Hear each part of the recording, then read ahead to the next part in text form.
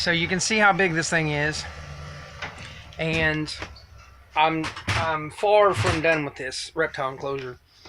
These are 14-inch high walls. There's 3 of them so far.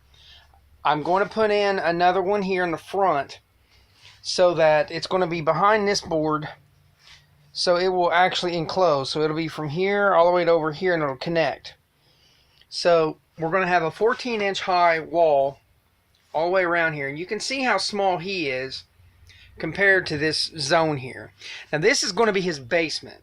So for everybody who is looking at this video saying this is not big enough for him, you're not understanding what I'm doing here. This is going to be plenty big for him. Savannah monitors are a burrowing monitor, and he will spend the majority of his time in a hole. Alright, but even given that, he's going to grow bigger. This is more than big enough when I'm done to house at least 2 adults. What do I mean by that? So we got 14-inch high walls. When I get this other wall in here, I'm going to fill this with dirt. Okay? But before I do that, I'm going to take rubber roofing, and I'm going to staple it to the back of the wall, lap it in here, so that this will be covered all in black with rubber roofing. And that is to hold in all the moisture so moisture does not hit the wood. I will then fill this with about 14 inches of dirt. Okay? Now you can see how small he is compared. So for everybody that might be complaining and whatnot, so you can see him just chilling out here. That is going to be a ton of dirt. Okay? He's not even 2 inches high. This is 14 inches of dirt he'll be able to dig and burrow in.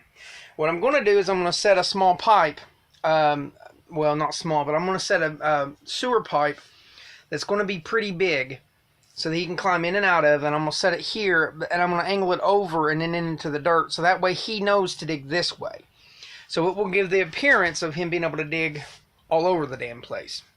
So he's going to have 14 inches of dirt here. I'm going to be building up walls around this, and so the front here is going to be plexiglass. There's going to be 2 doors here that you open up, and it will latch to this board. So you will be able to see into the cage from here and from here.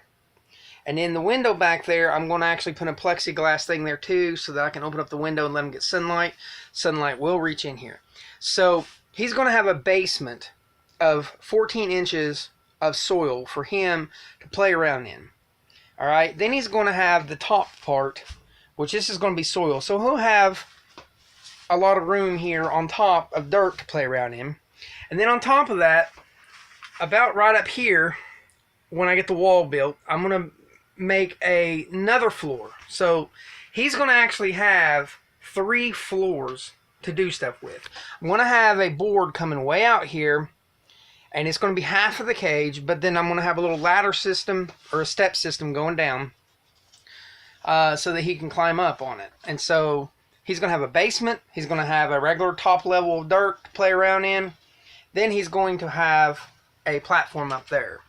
So, I mean, there's a lot to this. This is going to be huge by the time I'm done, and it's going to look really, really nice. But like I said, when you're coming in here, this is going to be a giant plexiglass door and one here, so that I will be able to turn a knob and open it, and I'll be able to reach in the cage and fix or repair or whatever I need to do.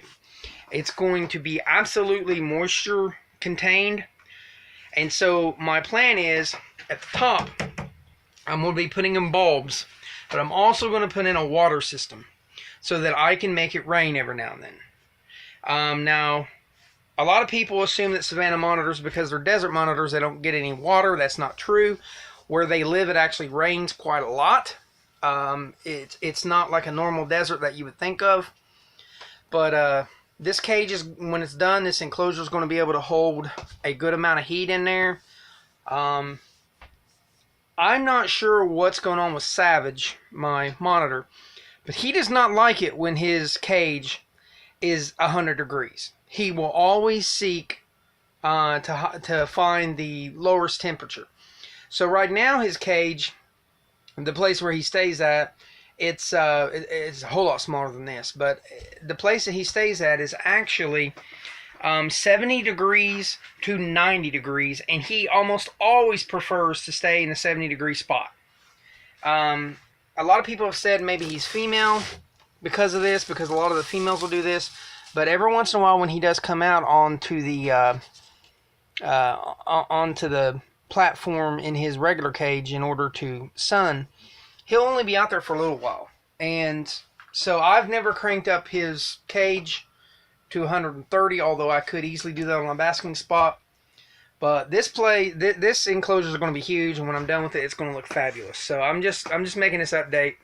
I have been sick the last 2 days, and I'm diabetic, and I just don't have the strength that I used to have. So a lot of this, let me open this door. A lot of this work that I do, what would have took me 1 day, takes me 2 now, because I just don't have the energy. But yeah, you can see how tall this thing is. Okay. I'm 5'10", and this mark just barely goes over where my head is. So I would say this is probably the 6-foot mark right here.